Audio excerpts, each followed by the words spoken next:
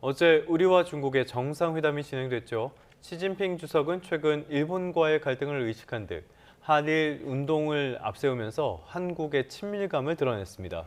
이번 회담에 대해 일본 내에서는 시 주석이 한국을 환대해 일본과 떼어놓으려 한다는 분석이 나오는 등 경계하는 분위기가 역력합니다.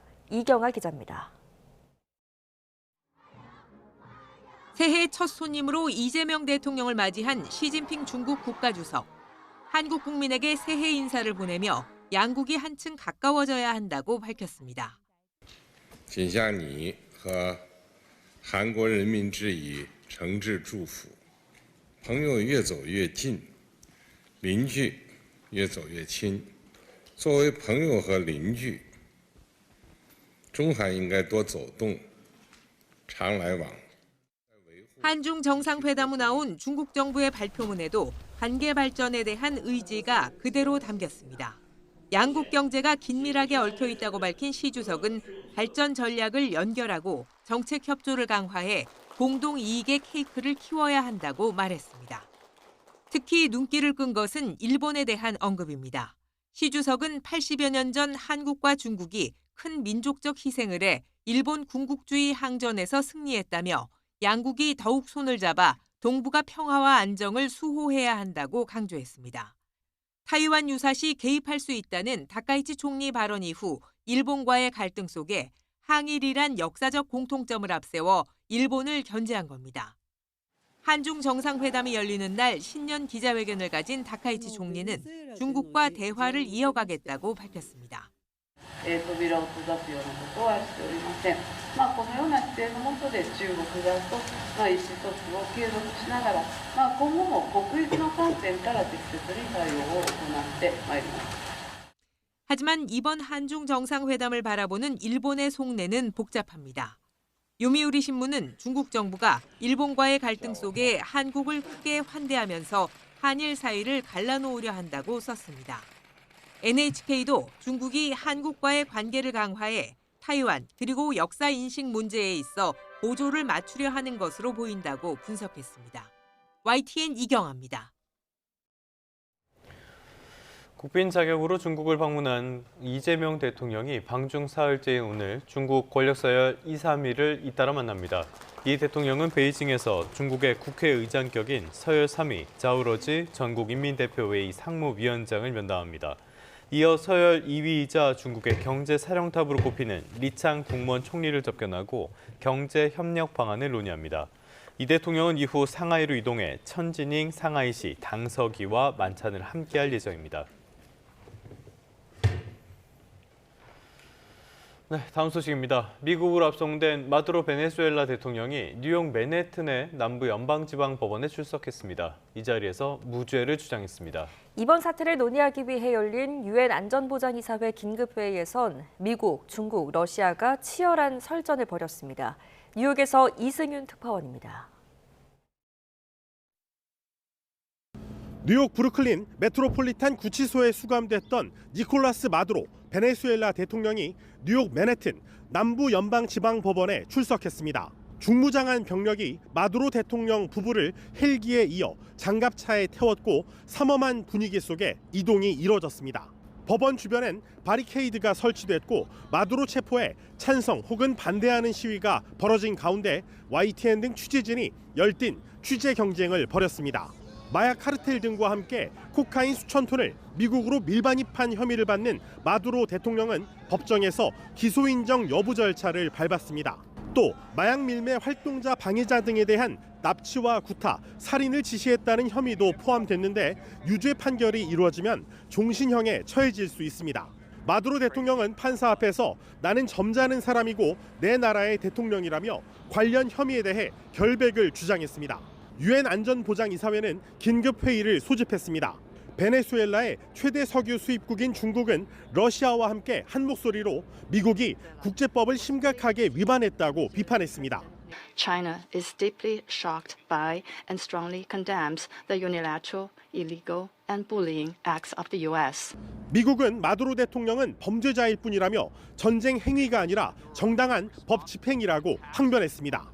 We are not occupying a country. This was a law enforcement operation. 세계 최강대국이자 유엔 안전보장이사회 상임이사국인 미국이 유엔의 제재를 받을 가능성은 크지 않은 상황. 이곳 뉴욕 맨하튼 남부연방법원에서 마두로 대통령에 대한 미국의 사법권 행사가 정당한지를 놓고 치열한 법리 다툼이 본격적으로 시작됐습니다. 뉴욕에서 YTN 이승윤입니다. 보신 것처럼 마두로가 미국으로 압송됐지만 부통령이 임시 대통령으로 취임하고 측근들의 장악력은 더욱 강해지고 있습니다. 트럼프 대통령의 관심은 석유 이권에 쏠리면서 베네수엘라 민주화는 더 멀어졌다는 관측이 나오고 있습니다. 권준기 기자입니다. 새로운 회기가 시작된 베네수엘라 의회에서 마두로 대통령 아들이 마이크를 잡았습니다. 여당 의원인 니콜라스 마두로는 미국에 납치된 아버지를 되찾아오겠다고 다짐했습니다. La patria está en buenas manos, papá. Y pronto nos vamos a abrazar aquí en Venezuela. Y vas a ver a los muchachos, sí. 대통령 권한대행을 맡은 부통령의 친오빠이자 마두로의 최측근 인사인 호르헤 로드리게스는 새 의회 의장으로 선출됐습니다. 마두로 부부의 초상화를 세워놓고 취임 선서를 한 로드리게스 의장도 마두로 송환을 최우선 과제로 내세웠습니다. A todas las tribunas y a todos los espacios para lograr traer de vuelta a Nicolás Maduro Moros, mi hermano. 민주화를 바라는 베네수엘라 민심과 달리 트럼프 행정부는 선거는 시기상조라는 입장입니다. 지난해 노벨 평화상을 받은 야권 지도자 마차도에 대해 트럼프는 국민의 지지와 존경을 받지 못한다고 평가절하했습니다. 그러면서 당장 급한 건 석유 산업을 위한 정세 안정이라고 강조했습니다. Venezuela right now is a dead country. We have to bring it back, and we're going to have big investments by the oil companies to bring back the infrastructure. And the oil companies are ready to go. 워싱턴 포스트는 트럼프가 마차도를 외면하는 건 자신이 탐내던 노벨상을 수락했기 때문이라며 만약 수상을 거부했다면 베네수엘라 대통령이 됐을 거란 소식통의 말을 전했습니다. 임시 대통령으로 공식 취임한 로드리게스 부통령은 미국의 불법적인 군사 침략에 유감을 표하며 마두로 대통령 부부 피랍에 깊은 고통을 느낀다고 말했습니다. YTN 권중기입니다.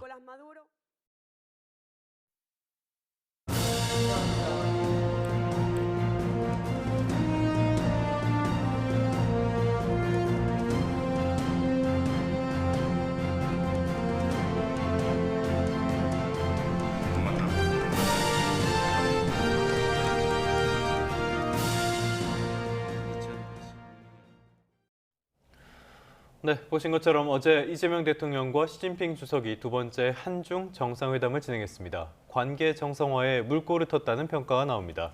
국제사회는 미국의 베네수엘라 대통령 체포로 완전히 두 쪽으로 쪼개진 모습입니다. 다양한 외교 그리고 경제 이슈들, 김동엽 북한대학원 대학교 교수, 이정환 한양대학교 경제금융학과 교수와 함께 알아보겠습니다. 두 분 다 어서 오십시오. 어서 오십시오. 예, 안녕하십니까.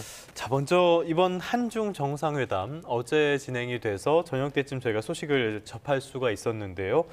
이번 회담 전반적으로 평가하신다면 어떻게 말씀하시겠습니까?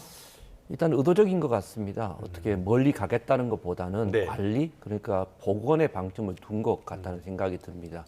뭐 그냥 보면 구체적으로 뭔가를 전환하거나 발전하겠다는 전략은 잘 보이지 않지만 네. 그 보이지 않는 것도 의도적이라고 생각되는 거거든요. 아직까지 그렇게 전략적인 단계까지 네. 한중 관계를 발전시키기는 좀 시기상조이다. 이거는 좀 감춰두고 어쨌든 사드 이후에 관계를 복원하는 데 방점을 두는 관리적 차원에서 접근한 것이 아닌가라고 생각해서요. 어쨌든 그 전략으로 넘어가기 위한 징검다리로서의 어떤 시기를 마련한 것인가 아닌가라는 좀 긍정적인 좀 평가도 해보면서 또 한편으로 보면 또 한계가 있었던 것이 아닌가. 그러니까 전략을 보일 수 없었다는 그런 것들은 한계가 있었고 이러한 어떤 관리가 너무 길어지면 좀 좋지 않기 때문에 전략으로 전환하는 시점이 대단히 중요하지 않을까라고 생각이 됩니다.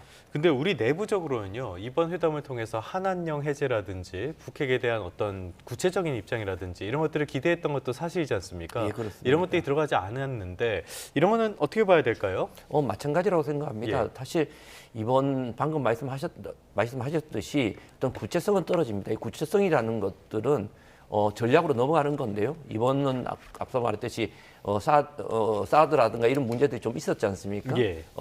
그 이후에 있었던 그 한중 관계 이런 것들을 복원이다라는 개념으로 갔기 때문에 너무 과도하게 좀 디테일한 부분이죠. 이런 부분을 이야기하는 것도 그리고 특히 최근에 민감할 수 있는 부분입니다. 그러니까 뭐 주로 이번에는 문화라든가 경제 부분을 했는데요. 이런 것들을 저는 탈정치화하기 위한 어떤 노력이 좀 있었다고 저는 생각을 합니다. 너무 이제 북핵이라든가 예. 뭐 여러 가지 미중 관계라든가 또 최근에 있었던 베네수 사건이라든가 이런 것들이 언급되거나 하게 되면 사실 관계 복원이라는 징검다리를 만들기 어렵거든요. 예. 그래서 전략으로 넘어가기 전에 이번에는 조금 뭐 어떻게 보면 가벼울 수도 있습니다. 예, 그런 어떤 복원에 방점을 두고 너무 디테일한 부분들은 좀 언급하지 않은 게 아닌가라고 생각이 듭니다. 그러니까 의도적으로 너무 예민한 문제들은 언급하지 않은 것으로 보인다. 그거 자체가 전략적이지 않았을까라는 생각이 듭니다. 네. 자, 이번 회담은 정치 안보 현안을 조율하는 동시에 경제 협력에서도 관계 회복의 신호탄을 쏘아 올렸습니다. 이번 회담을 계기로 15건의 협력 그리고 MOU가 체결됐는데 구체적으로 어떤 내용이 있었나요? 사실은 이제 한중 경제 관계가 예전하고 굉장히 많이 바뀌었다라고 보시면 될 것 같고요. 예전에는 한국이 중간재를 생산하고 중국이 최종재를 생산하면서 이제 흔히 말하는 수출 공급망을 다 담아가는 이런 체제였다고 하면은 이제는 소비재끼리도 같이 해야 되고 어떻게 보자면 AI 분야도 같이 하면서 협력을 해나가야 되는 이런 상황이 된다라고 말씀드릴 수 있겠습니다. 그래서 대표적으로 뭐 신세계와 알리바바가 MOU를 맺었다든지 아니면 이외에도 농산물 분야에서도 MOU를 맺는다든지 결국은 변화된 산업 구조를 굉장히 많이 반영했다라고 아마 보시면 될 것 같고요. 이 지금 한중 경제인 포럼, 기업인 포럼에 비즈니스 포럼이라고 이야기하는데 600명이 참가하면서 우리나라 대기업 총수들하고 중국에서도 뭐 CATL 같은 대기업 총수들이 오면서 결국 굉장히 큰 비즈니스 미팅이 열렸다라고 말씀드릴 수 있겠습니다.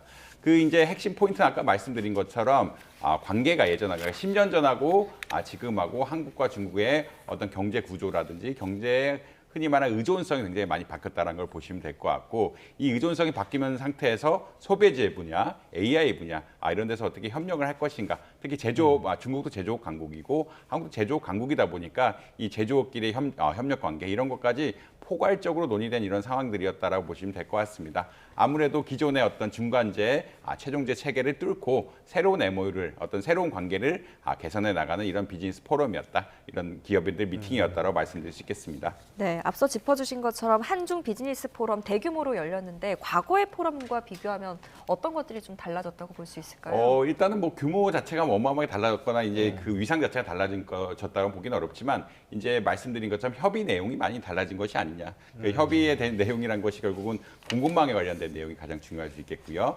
그다음에 소비재 분야, 제조업 분야, AI 분야.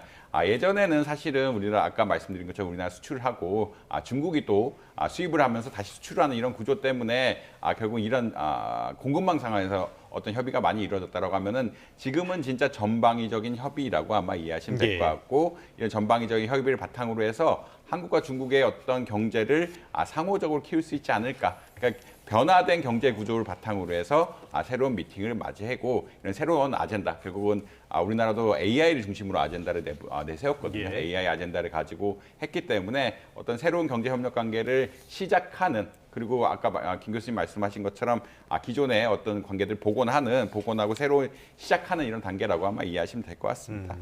알겠습니다. 새로운 협력을 추구하는 그런 이야기들 말씀을 해주셨는데 이 대통령도 비슷한 언급을 하나 했어요. 과거 고려 때 송나라의 그 병란도를 언급을 하면서 중국을 좋은 이웃이다 이렇게 언급을 했는데 이거는 어떻게 분석을 해볼 수 있을까요?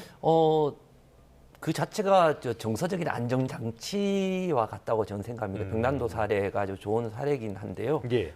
그리고 이제 그 자리에 이제 허리펑이라고 이제 그 부총리죠. 그러니까 네. 경제적인 책사를 하는 사람도 참가를 했는데요. 이런 측면에서 이 뭐랄까요 대단히 실용주의라는 측면을 강조한 것이 아닌가라고 생각을 합니다. 이 병란도.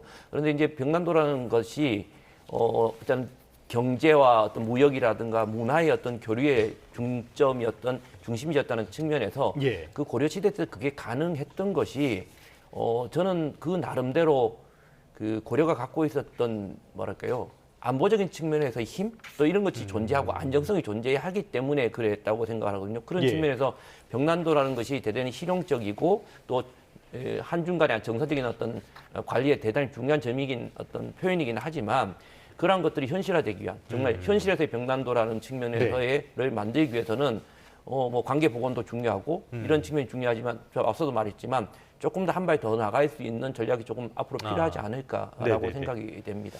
알겠습니다. 한 발 더 나아가기 위해서는 우리가 할 말도 해야 될 텐데 그 할 말을 해야 되는 부분 가운데 하나가 서해 구조물 문제가 아닌가 싶어요. 이 이야기는 다뤄졌다고 봐야 되는 건가요?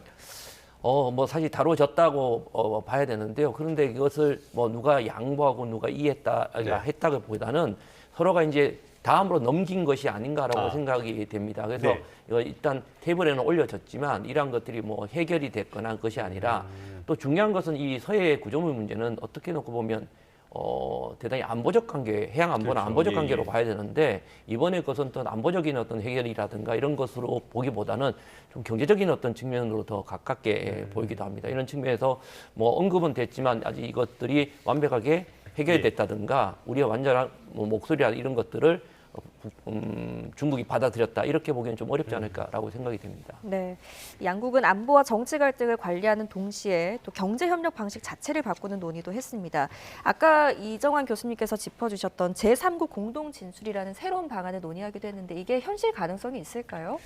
사실 이번 회담 자체는 사실 이게 흔히 말해서 다시 시작한다. 어떤 새로운 시작이라는 의미가 강하다라고 말씀드릴 수 있을 것 같고요.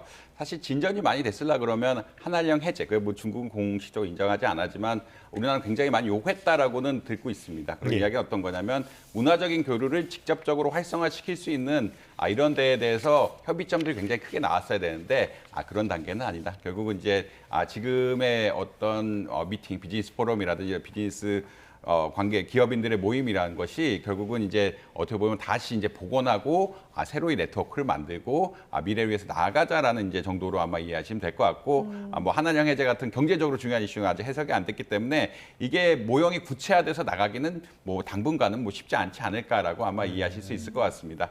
그럼에도 불구하고 기존의 어떤 제조업끼리의 관계, 한국의 제조업과 중국의 제조업의 관계를 새로이 정립을 하고 한국과 중국이 AI 분야라든지 뭐 2차 전지를 다른 제조업 분야에서 협력을 하면서 중국에 나갈 수 있는 모형을 만들었다. 그러니까 이제 기반을 만들었다고 이야기하지만 지금 단계는 뭐 아까 말씀드린 것처럼 우리나라 그러니까 지금 중국에 가서 콘서트를 하려다가 못했다라는 이야기가 나오고 있는데 그런 것처럼 약간 한한령 해제가 중심적인 이슈가 아직 해결이 안 됐기 때문에 이게 모형이 구체화되면서 나가는 데까지는 조금 시간이 걸릴 것이다. 다만 지금 시작을 해야 다음에 이게 또 가능할 것이기 때문에 점차 이게 나아가지 않을까 이런 식으로 예측은 하고 있습니다. 네, 이런 실물 경제 협력과 더불어서 금융 분야에서도 관계 안정 장치가 마련됐다는 점이 좀 눈에 띄는데요.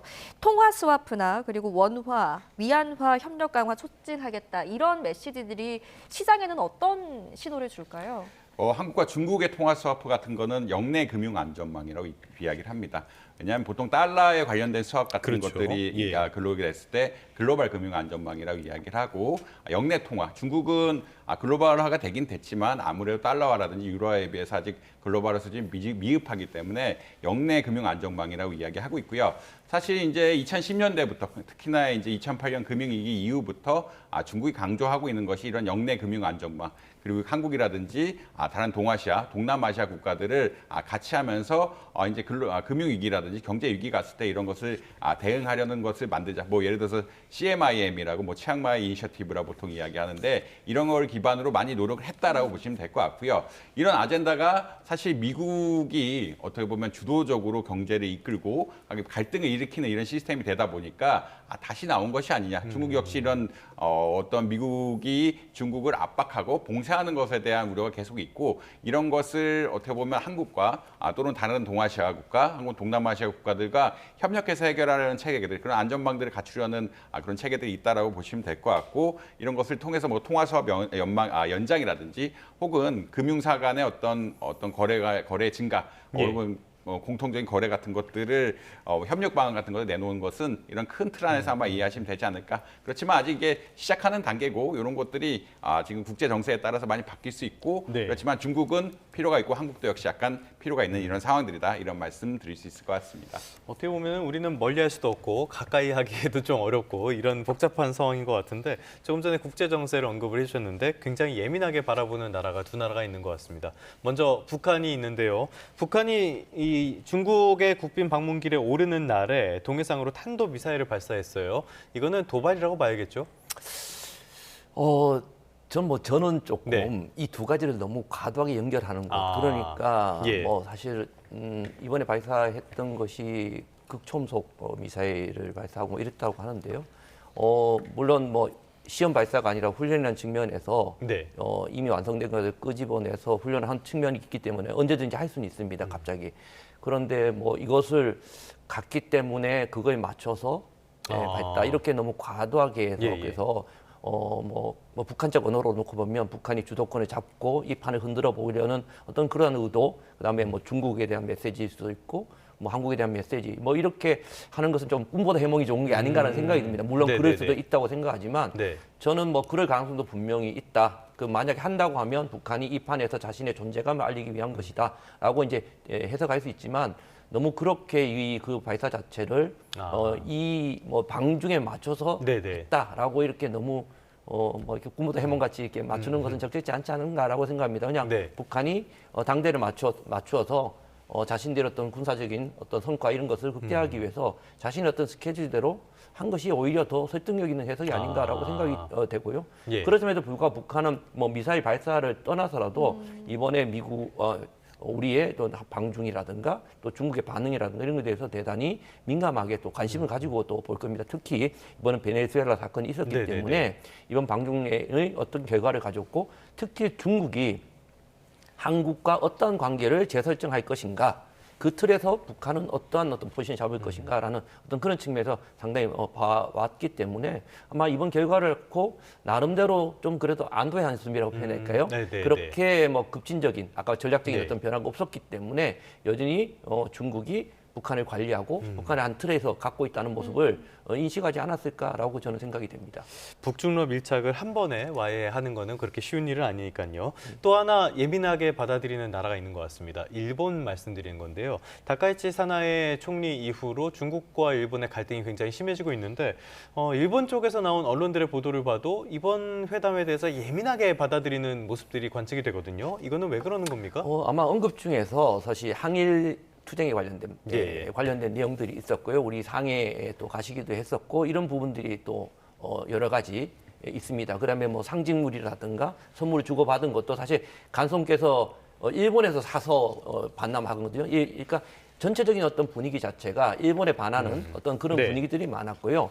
또 좀 큰 맥락에서 봐야 되지만 최근에 있었던 베네수엘라의 사건일 수도 있겠지만 올바른 역사라는 이제 단어를 또 시진핑이 썼거든요. 이것을 큰 틀에서 보면 과거의 항일이라든가 최근에 베네수엘까지 연결되는 데서 이런 올바른 역사의 어느 편에 설 것인가 또 전략적 선택을 하라는 어떻게 보면 약간 한국주의 압박이 올 수 있는 이런 단어들을 썼거든요. 이런 측면은 큰 틀에서 보면 미국이 더 있지만 좀 작게 보면 어떤 대만 사태라든가 또 최근 있는 이 동북아에서의 한미일이라는 개념을 놓고 봤을 때 한국의 포지션을 좀 재정리하고 싶은 중국의 목소리가 들어있다는 측면에서 대단히 일본은 이 점을 좀 이렇게 부정적으로 보고 좀 비판적으로 보지 않을까라고 생각이 됩니다.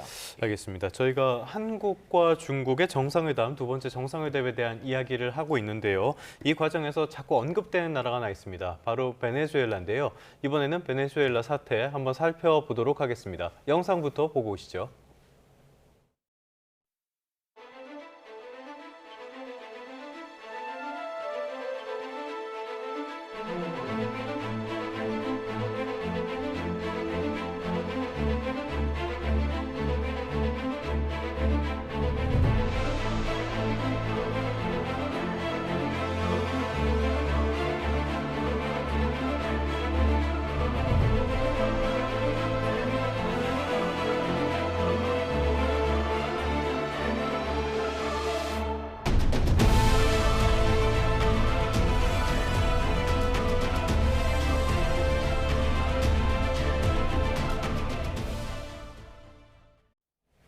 네, 미국으로 압송된 마두로 대통령이 뉴욕 법원에 섰습니다. 전면 혐의를 부인하고 자기는 납치됐다 이런 말을 남기기도 했는데 이 절차의 핵심은 무엇이었습니까?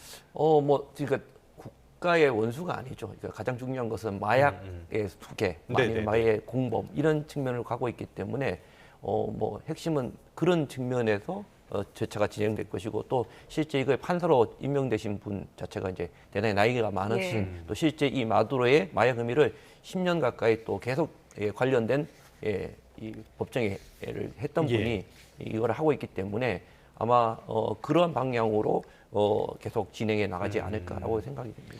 알겠습니다. 근데 여러 가지 측면에서 봤을 때요. 트럼프가 이번에 베네수엘라를 침공을 하고 이렇게 타격을 한 그 배경을 보면은 역시 정치적인 의도 그리고 석유에 대한 어떤 욕심 이런 것들이 많이 작용을 한 것 같습니다. 그런데 이런 것들이 오히려 베네수엘라의 민주화를 방해할 것이다. 이런 걸 다 떠나서 그런 석유 생산이 트럼프가 원하는 대로 수월하게 되지 않을 것이다. 이런 평가가 나오는데 이거는 왜 그러는 겁니까?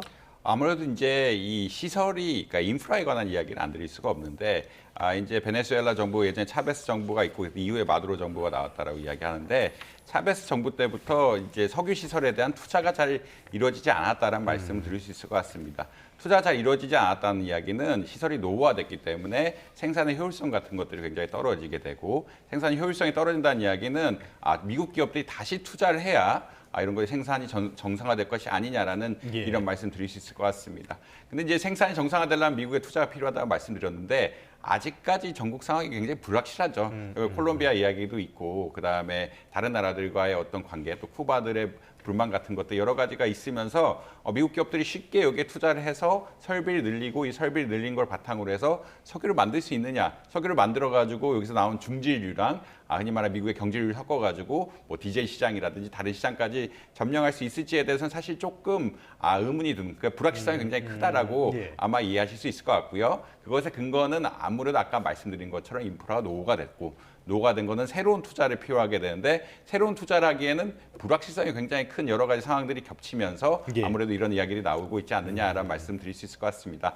다만 이런 것들이 잘 성립이 된다라고 하면은 그러니까 미국의 어떤 이 베네수엘라에 대한 투자가 잘 이루어지게 되고 베네수엘라에 대한 투자 잘 이루어지면서 흔히 말해서 베네수엘라에서 많이 생산되는 중질유가 미국의 경질유와 잘 합쳐지면서 미국의 어떤 석유 시장의 어떤 지배력이 커진다 그러면 정치적으로 그리고 국제 정세적으로는 오펙 플러스 같은 데들의 영향력을 줄일 수 있는 굉장히 큰 힘이 되긴 한다. 그렇지만 이게 시간이 걸릴 수 있는 프로세스인 것 같다. 이런 말씀 드릴 수 있을 것 같습니다. 당장 국제유가는 어떻게 움직이고 있습니까? 당장 국제유가는 당연히 조금 하락하는 추세를 보이고 있긴 한데 아무래도 이게 지금 말씀드린 것처럼 불확실성이 굉장히 큰 상황들이고 하락하고 이제 다시 올라가는 추세긴 한데 아무래도 이제 불확실성이 크다 보니까 이제 정책이 좀 문제가 된다라고 보시면 될 것 같고요. 지금 기름값 자체는 하락해야 되는 게 맞지만 아까 말씀드린 것처럼 정치적인 불확실성에 대한 이야기. 특히 이제 트럼프 대통령이 미국 어떤 베네수엘라에 대한 처분 같은 것들이 명확하게 밝혀지지가 않고 있기 때문에 이것이 어떻게 될 것인가의 불확실성이 커지게 되고 정치적 불확실성이 커진 상태이기 때문에 아무래도 유가 같은 것들이 좀 부정적으로 반응하고 있지 않냐 이렇게 평가를 드릴 수 있을 것 같습니다. 네, 이런 상황에서 베네수엘라 내부 권력 구조에도 변화 조짐이 보이는 걸까요? 델시 로드리게스 부통령이 임시 대통령으로 취임을 했는데요. 하루 만에 태세를 전환해서 미국에 협력을 요청했습니다. 이거 어떻게 봐야 될까요? 새로운 인물이 아니라 부통령, 기존에 있던 인물의 제2인자가 왔다는 것이죠. 그런 측면에서 보면 이것은 바로 태세 전환의 공포의 거리라고 봐요.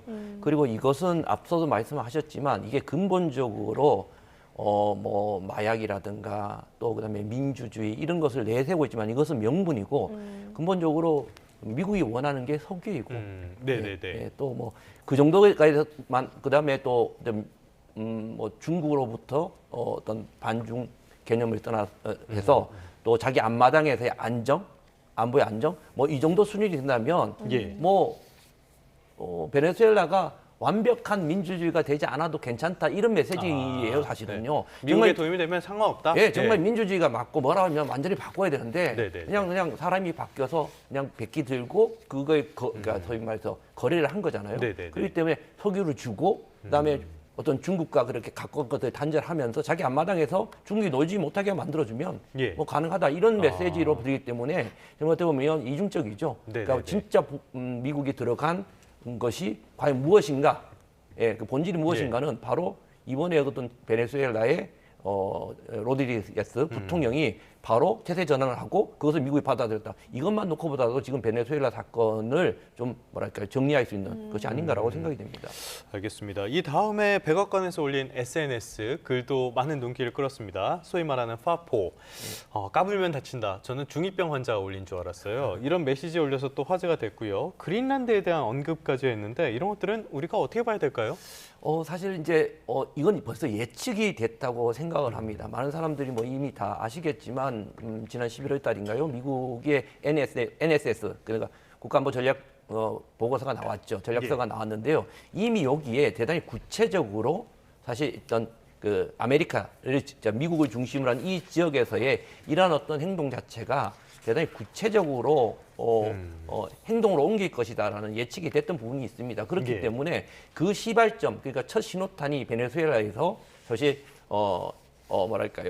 나타난 거거든요. 이러한 것들이 이제 점점 더 확산돼 나가겠죠. 이제 뭐 콜롬비아일 수도 있고요. 방금 말씀하신 그린란드라든가 여러 나라에 대해서 이것이 확산될 가능성이 저는 분명히 있다고 저는 생각을 합니다. 방금 확산될 가능성 그리고 이 사태가 얼마나 길어질 거라고 전망을 하십니까?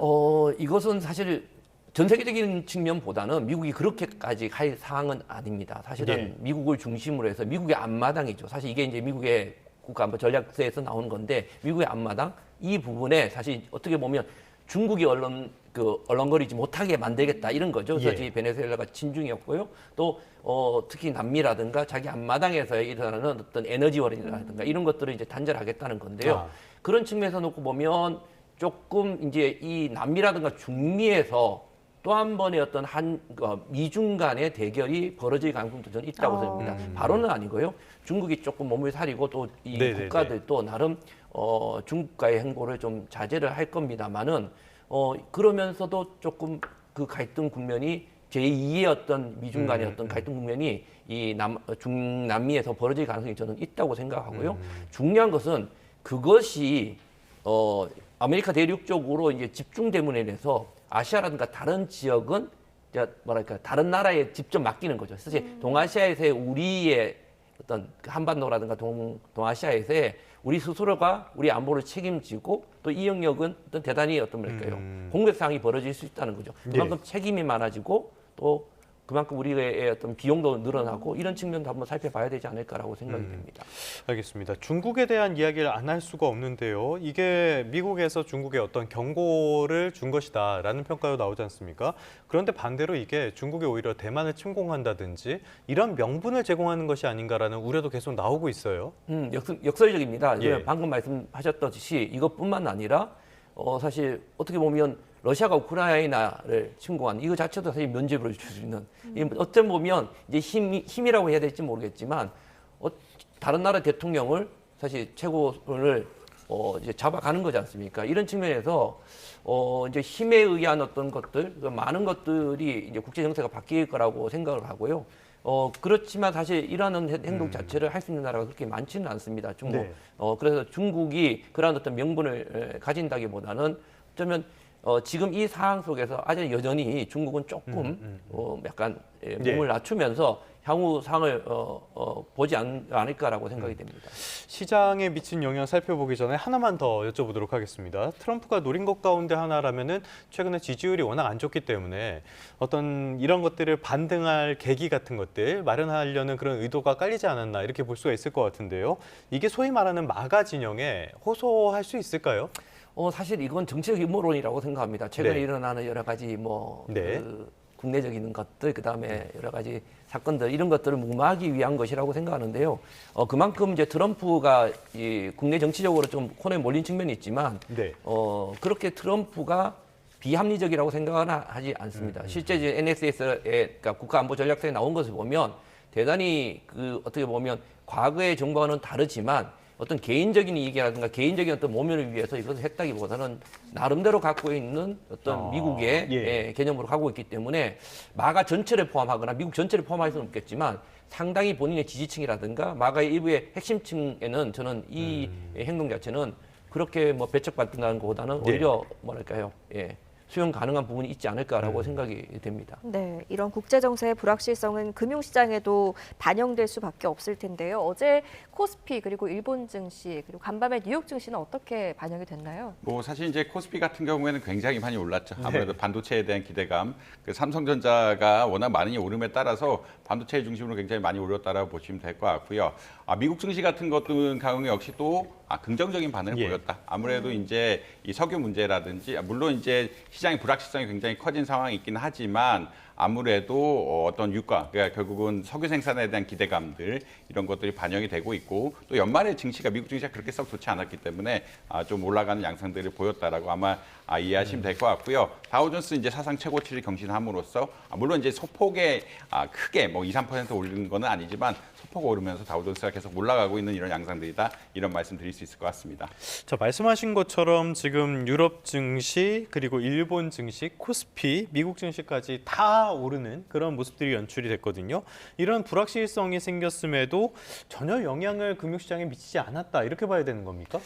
사실 이제 불확실성을 어떻게 해석하느냐에 대한 문제인데 이제 유가에 대한 불확실성이 물론 있지만 그렇게 클 것 같지는 않다. 결국 이게 장기 이슈냐 단기 이슈냐에 대한 어떤 불확실성을 보시면 될 것 같은데 물론 정치적으로 굉장히 불확실성이 커졌지만 아무래도 이제 남아메리카가 글로벌 경제에서 차지하는 비중이 그렇게 크지 않고 이미 베네수엘라는 사실 경제적으로는 격리되어 있는 상태였기 때문에 이것이 뭐 미국의 어떤 기업들이라든지 이런 거 직접적인 영향을 미친 채널들은 굉장히 약하다. 물론 이런 것들 때문에 그러니까 불확실성 때문에 금값이라든지 은값이 굉장히 어떻게 보면 오르는 식으로 반응하는 이런 양상들이 있지만 뭐 주가는 조금 다르게 반응할 수 있다. 이런 말씀 드릴 수 있을 것 같습니다. 네, 알겠습니다. 오늘 두 분과 함께했습니다. 김동혁 북한대학원 대학교 교수, 이정환 한양대 경제금융학과 교수와 함께했습니다. 두 분 다 잘 들었습니다. 고맙습니다. 네, 감사합니다.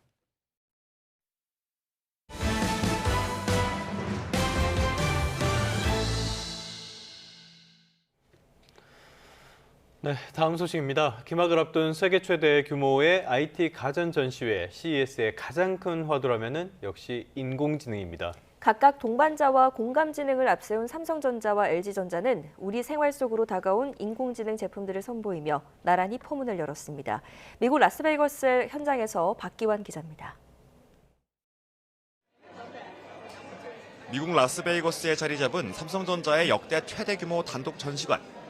4,600제곱미터 축구장 3분의 2 면적에 더 고도화된 인공지능 가전제품을 선보였습니다.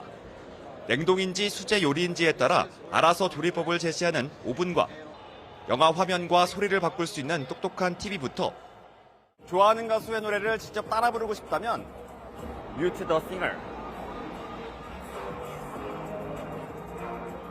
이처럼 인공지능을 통하면 같은 음악 안에서도 다른 소리를 분리해낼 수 있습니다. 맨눈으로 봐도 3D 화면을 구현하는 모니터와 구부러지고 비좁은 장소에도 네모 반듯한 화면을 만들어내는 빔 프로젝터까지 인공지능을 심은 새로운 기술들이 등장했습니다. Open the left fridge door. 인공지능이 탑재된 냉장고입니다. 이 안에는 무슨 음식이 들었는지 그대로 확인할 수 있게 목록화되어 있는데요. 안에 있는 포도를 직접 빼봤더니 이 목록에서도 사라지는 모습을 직접 볼 수 있습니다. 가전사업 리더로서 첫 글로벌 데뷔 무대를 치른 삼성 노태문 사장은 누구든 어디에서나 인공지능을 누릴 수 있는 동반자가 되겠다고 강조했습니다. The innovations you will see today represent our vision of AI living. A Samsung experience that is more unified, more personal, and more dependable. 사용자가 원하는 맥락에 맞게 판단하고 실현하는 공감지능을 앞세운 LG전자. 초슬림 OLED TV 신기술로 눈길을 사로잡았습니다. 1cm도 되지 않는 단 9mm의 두께, 메인보드와 스피커까지 모두 넣고 두꺼운 코드를 빼내 무선 전원을 완성했습니다. 선 처리가 되게 복잡해요. 그래서 무선 기술의 무압축 무선실 기술은 현재는 저희만 보유하고 있습니다. 이번 CES 2026의 가장 큰 관전 포인트는 역시 움직이는 인공지능, 피지컬 AI. 챗GPT 등 최고 수준 인공지능 두뇌를 가진 미국과 휴머노이드 같은 로봇 기술의 두각을 나타내는 중국의 정면 승부가 예고됐습니다. 처음 공개되는 현대차의 휴머노이드 로봇 아틀라스에도 관심이 집중되고 있습니다. 잠들지 않는 도시 라스베이거스에 혁신의 불이 켜졌습니다. 글로벌 기업들이 제시하는 인공지능의 미래, 그 거대한 물결이 바로 이곳에서 시작됩니다. 미국 라스베이거스에서 YTN 박현입니다. 네, 쿠팡의 개인정보 유출 사태 이후 이용자 이탈과 결제 감소 현상이 뚜렷해지고 있습니다. 경쟁 플랫폼들의 이용자가 늘면서 이른바 탈팡 흐름이 본격화하고 있다는 분석도 나옵니다. 여기에 만약 대형마트 새벽 배송 규제가 완화된다면 쿠팡의 독주 체제를 흔드는 결정타가 될 것으로 보입니다. 오동건 기자입니다. 쿠팡 이용자 수가 개인정보 유출 사고 이후 감소하고 있는 것으로 나타났습니다. 쿠팡의 12월 넷째 주 이용자는 유출 사고가 알려진 뒤 한 달 만에 무려 100만 명 이상 줄어 4.2%가 빠졌습니다. 반면 네이버 플러스 이용자는 11%, 11번가는 6.3% 늘었습니다. 쿠팡에서 빠져나간 이른바 탈팡족이 다른 플랫폼으로 옮겨간 것으로 분석됩니다. 괘씸하더라고요. 그래서 다른 네이버나 아니면 옥션이나 다시 11번가나 조금 더 주고 그냥 조금 더 늦게 받고 그렇게 하고 있어요. 이런 탈팡 현상은 가속화될 것으로 보입니다. 국내 이커머스 업계의 배송 역량이 이미 상향 평준화돼 있었지만 소비자들이 이를 체험할 기회가 없었을 뿐이고 이번 사태를 계기로 경쟁사의 빠른 배송을 직접 경험한 사람이 빠르게 늘고 있다는 분석입니다.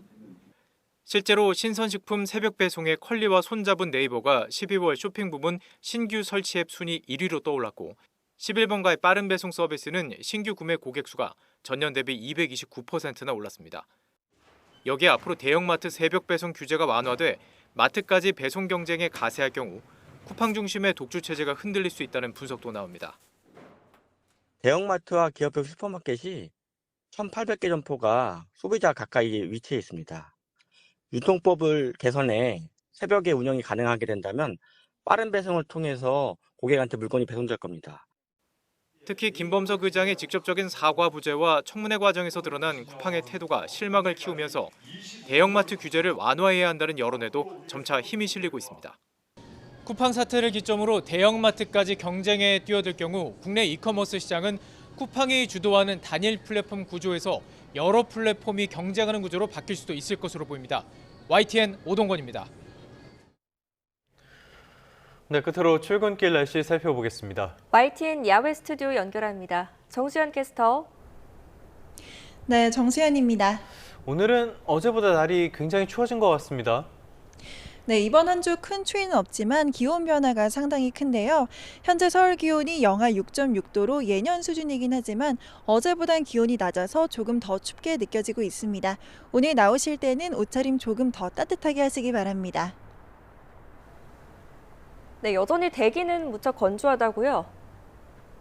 네, 수일째 서울 등 일부 수도권과 또 동쪽을 중심으로 건조특보가 이어지고 있습니다. 특히 강원 산간과 동해안은 바람도 강하게 불어서 산불 나지 않도록 더욱 조심하셔야겠습니다. 밤사이 중부를 중심으로 기온이 크게 떨어졌습니다. 현재 서울 기온이 영하 6.6도, 안동 영하 9.7도, 춘천은 영하 11도 가까이 떨어져 있고요. 남부지방도 대부분 영하권입니다. 낮 기온은 어제와 비슷하거나 조금 높겠습니다. 서울 4도, 대전 5도, 대구는 9도가 예상됩니다. 오늘 전국 하늘은 흐린 가운데 늦은 밤부터 서쪽을 중심으로 비나 눈이 내리겠습니다. 내일 아침까지 경기 동부와 영서, 충북과 전북에 1cm, 제주도는 내일 오후까지 최고 5cm의 눈이 내려 쌓이겠습니다. 또 내일 새벽 서울 등 수도권과 충남에도 눈이 날릴 수 있겠습니다. 내일은 서울 아침 기온이 영하 1도로 비교적 온화하겠지만 모레는 영하 10도 안팎의 강추위가 찾아오겠습니다. 한 주 동안 기온 변화가 크게 나타나는 만큼 겨울철 건강관리에 각별한 주의가 필요하겠습니다. 오늘까지 해수면의 높이가 평소보다 높은 대조기입니다. 해안가 저지대 침수 피해 없도록 유의하시기 바랍니다. 지금까지 YTN 정수현입니다.